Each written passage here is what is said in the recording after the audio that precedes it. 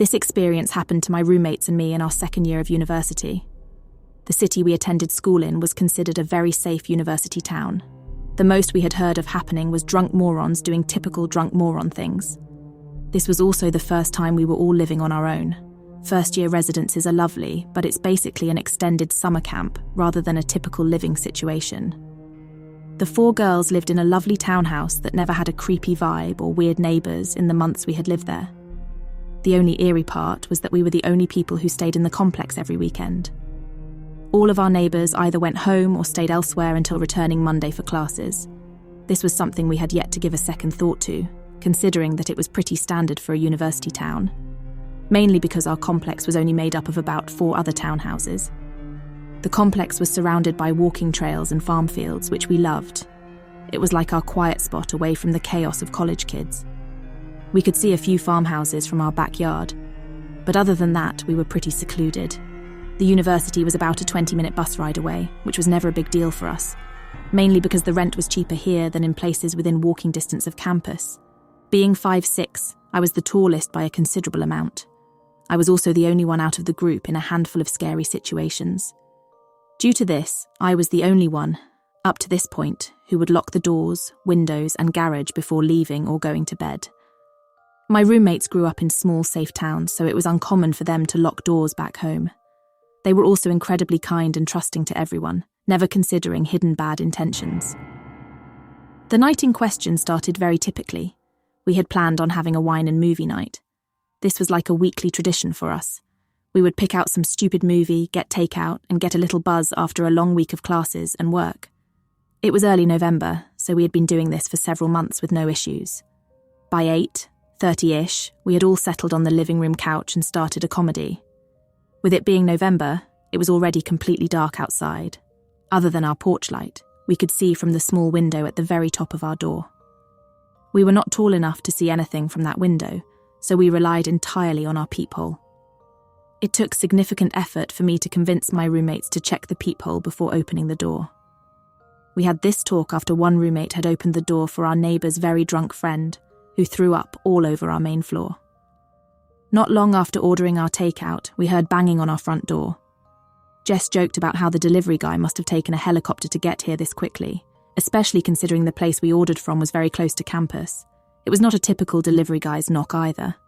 Between the few glasses of wine and the carefree attitude of the night, we didn't pay it too much mind. It was my roommate's turn to spend this week. I'll call her Meg for the sake of the story. Out of the group, she's the smallest, barely 5'0". She is also the most trusting person I have ever met. She ran to her room to grab her wallet.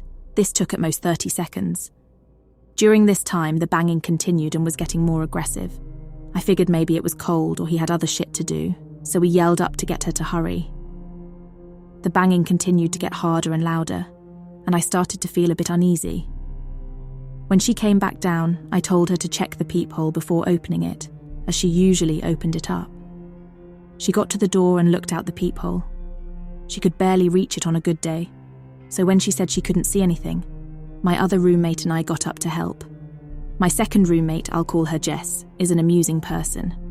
There are very few things that she would not turn into a joke. Jess reached the door before I did and looked out of the peephole, the person on the other side still banging away.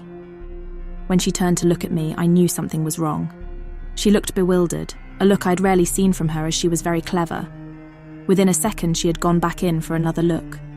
This time her face was not confused, she looked afraid. This made my stomach knot up. She is a horror movie fanatic and doesn't scare easily. "I think someone is covering the peephole," she whispered. This time I looked out of the peephole, seeing that, something was covering the peephole. We could still see the porch light shining through the window at the top, so we knew it was not a case of it being too dark to see what was going on. By now, our other roommate, whom I'll call Anne, had walked down the hall trying to find out what was happening. She was quickly the drunkest of us, even sober though she seemed to think she was invincible. "What is your problem?" "Open the door. The poor dude has his hands full," was Anne's wise idea. Jess and I explained what was going on. At this point, Meg, Jess and I all had a gut feeling that something was wrong. That is when Jess asked Meg to check the website on which she had ordered our food. Meg still needed to place the order. Between the wine and the silliness of the earlier night, she had selected our food, but needed to finish the last step. The banging continued as our situation started to sink in. Anne still did not grasp what was happening and tried to unlock the door. "Stop!" I snapped at her. Immediately I knew it was too loud. The person on the other side of the door spoke for the first time. "This is the police. Open the door now. We have a few questions to ask you." A man's voice practically growled back at us. This sobered me up right away. I looked over at Meg, who was already welling up, then at Jess, who had gone completely pale. At this point, Anne also realised something was not right and froze, which is the most minor Anne thing she could have done. The banging was getting increasingly harder, so we could physically see the door breathe with each hit.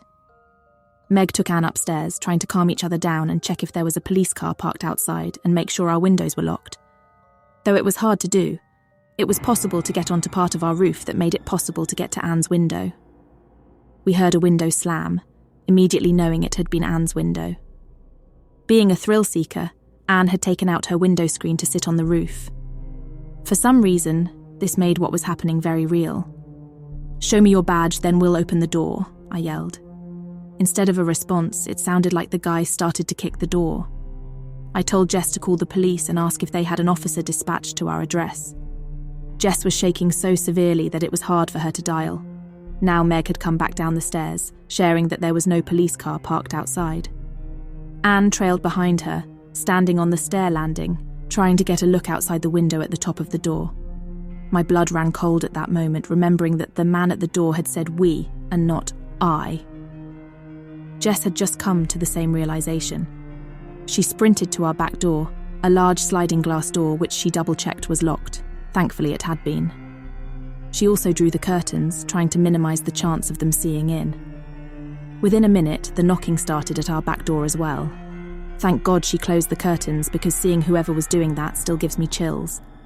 "Uncover the peephole and show me your badge," I yelled again, trying to sound as intimidating as a young college girl could. We were met with silence, which was so much worse than the banging. "What is your badge number at least? Prove to us that you are the police," I screamed, trying to keep my voice from breaking. The only response I got back was a gravelly, "I can't do that." Jess had handed her phone off to Meg, who was sobbing now, trying to speak to the dispatcher.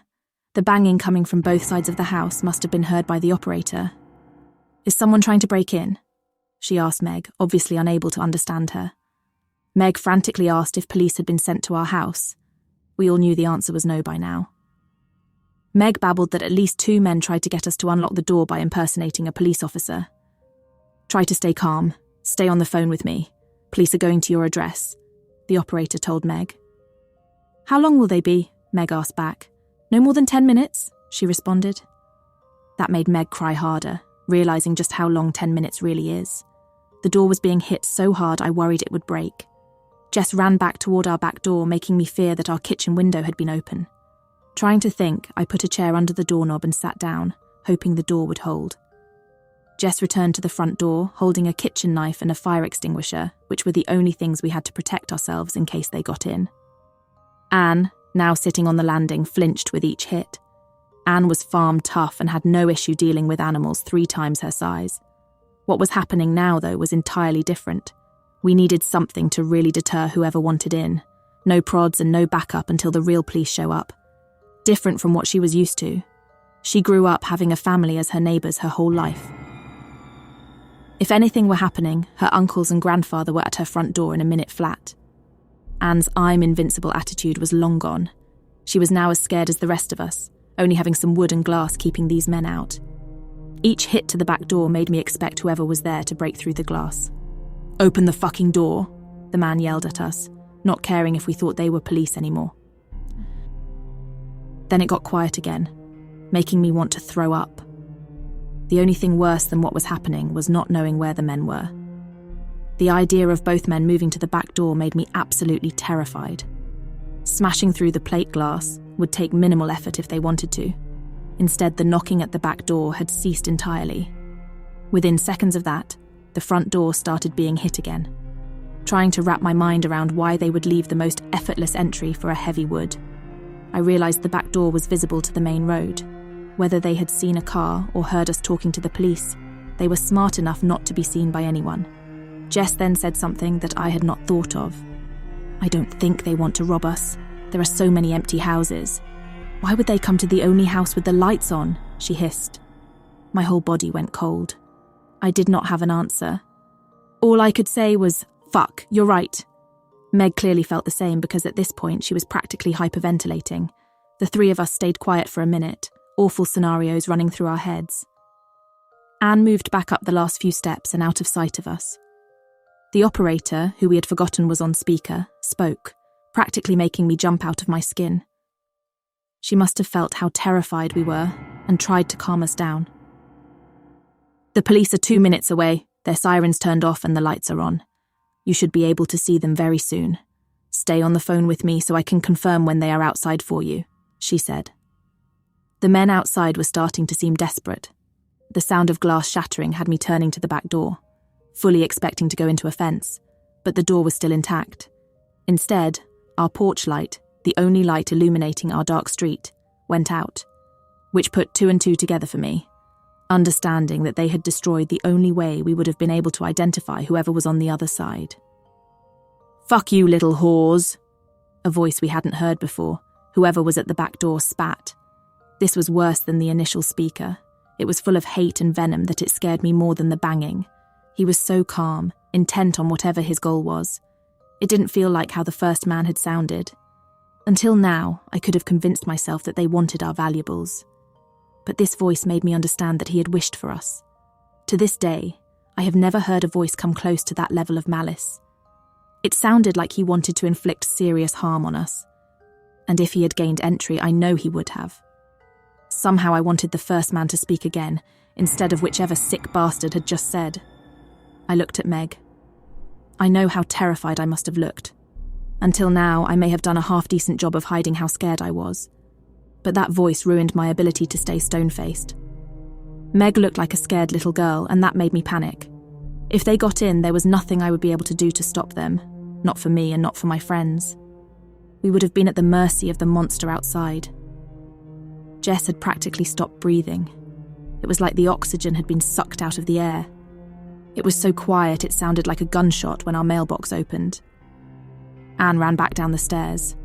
"I see the sirens, they're coming down the main road now," she whispered, hoping not to have the men hear. The same man spoke again one more time so slowly that I almost thought he was done after each word.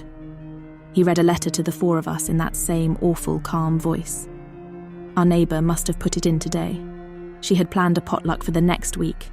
We should have thought to check the mailbox after we had talked to her in the driveway this morning. Jess, Meg, and OP, those are nice names. "I'll be back soon, girls. Then we'll have some fun." I felt tears rolling down my face. I hadn't realised I'd started crying. But I knew he meant what he had said. I tried to pull my mind out of the dark pit that sentence had sent it to. Waiting, praying that the police had surprised them, hoping they would not get the chance to come back.